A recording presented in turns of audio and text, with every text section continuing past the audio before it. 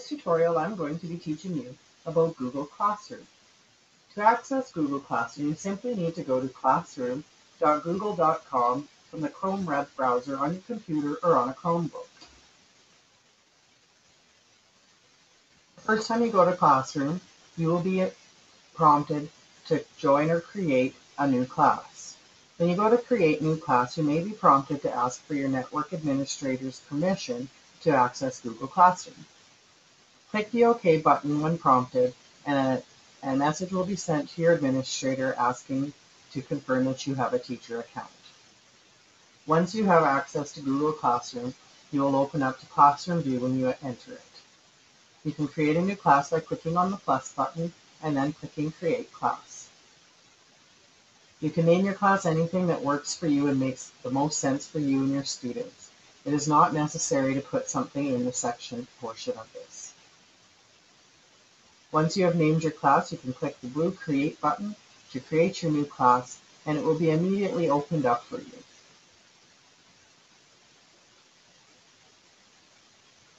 To get students into your class, you can go to the Students tab and either invite your students directly by searching for them in the Google database,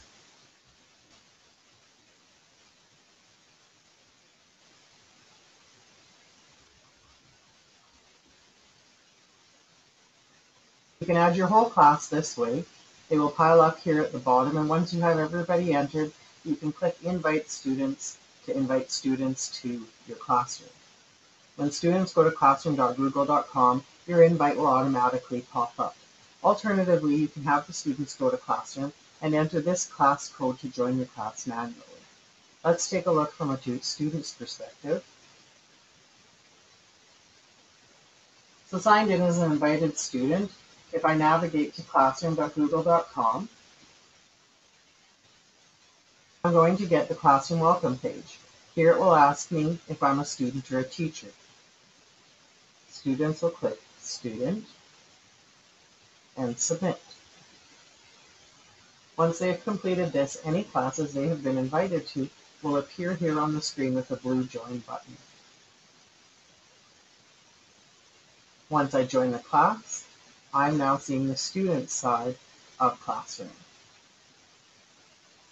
What students see is mostly the same as what the teacher sees, just this says classmates instead of students, and it doesn't display student email addresses. On the About page, they're going to find things that I've placed for them here that I want them to have access to all year long, such as my course outlines, a welcome message, and a beginning of the year get to know you survey. If I have any students join throughout the year, they'll see the things that they missed when they weren't there in the beginning. So that's from the student side. I'm going to flip back to the teacher account. On the student page here, I can perform some actions to students, including remove them from the list, send them an email, or mute them, which will prevent them from commenting on anything on the Classroom stream. There's also a setting here where I can decide to allow students to post and comment on my class stream, only comment, or lock them right down from commenting or posting at all. I'm going to turn this to Students Can Comment. So as mentioned before, the About page is a great place to store things you want your students to have access to throughout the year. A good idea for elementary students would be to have a list of acceptable websites that students can use here to go on different sites to practice skills that you would like them to practice in time that they have Chromebooks in the classroom. When the classroom was created, there was a shared calendar created between you and your students that you can see in your classroom view. It'll appear with the same color as this banner at the top of the classroom page. You can change this color in the picture at the top by selecting Theme or uploading your own photo to personalize this space for you and your students. Whatever you set this to will be seen by you and them. The main action of your Google Classroom will happen on your stream. This works like a blog or a social media site where the newest things are always seen at the top. Things that you post out to students will be here when they sign in. You have a few options of things that you can post to your Classroom stream. The purple button will launch a mini menu showing you the different things that you can post. You can poll your class quickly and easily by creating a question.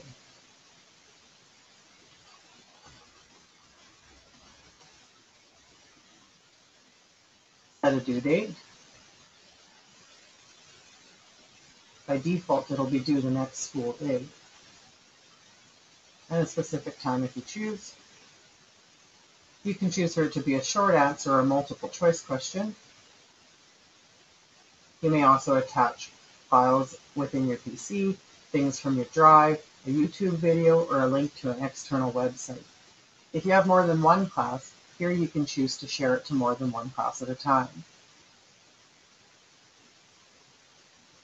I can save this as a draft, or I can go ahead and ask it to my students now.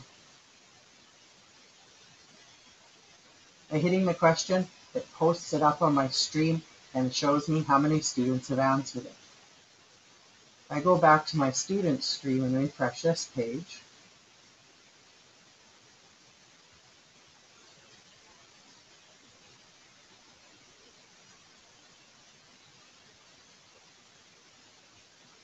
I'll see the question that I had just submitted from the teacher's account.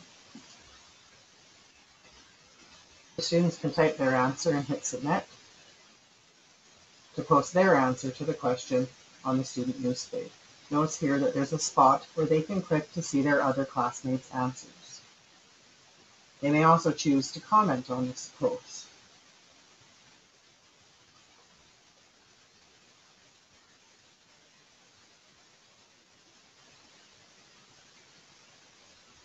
Back on the teacher side, I can see that one student has answered this question, as well as the comment that was posted.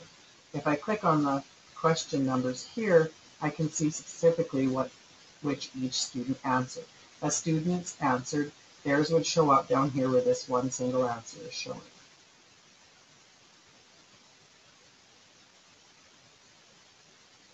Similarly, I can create an assignment that has no question attached to it, that has anything that students need to complete the assignment right here.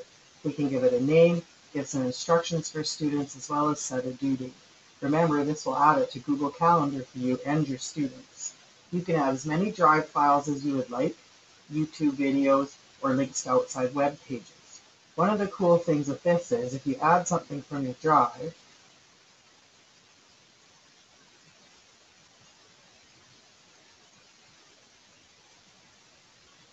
it gives you the choice to allow students to view the file, edit the file, or make a copy for each student.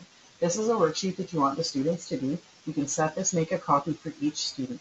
Now when they click this link from Google Classroom, it's going to create them their own copy of this document for them to work on. When they hand the assignment in at the end, that document will be attached to their assignment. Clicking Assign will post it to the stream, put it there, and again add this tracker to show who has completed the assignment already. Back to the student account. I can refresh the page again, and now this assignment has appeared. It gives the students the option to open it.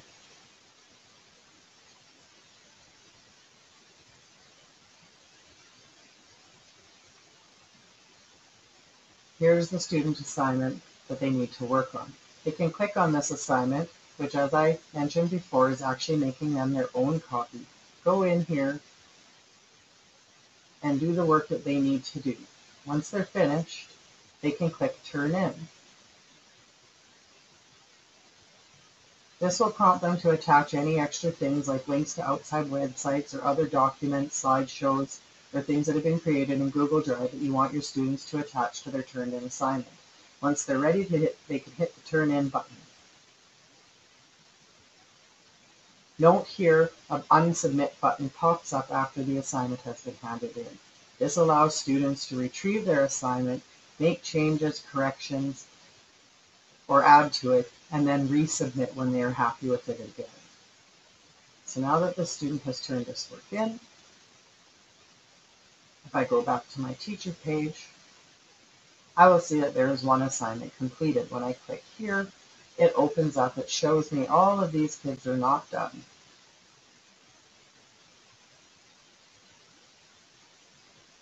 But I have one student assignment finished. So clicking on not done shows me the incomplete. Done, of course, shows me the one that's there. And there is the student document that he or she will have edited that's now shared back with me.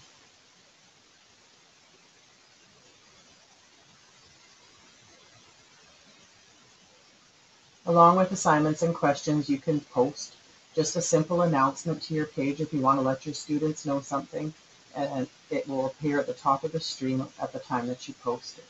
Any of these can also be created as drafts and posted at a later date. You'll note that you can reuse past posts to make things easier when you've handed out assignments with multiple links and things attached to them, to make it easier to hand it out to classes in following years or later sections in the same year. We can edit posts, delete them, or move them to the top of the stream by clicking the three little buttons located on any post. And everything will stay here from the beginning of the year to the end as long as you haven't deleted it. So it's a nice running record of everything your class has completed over the year.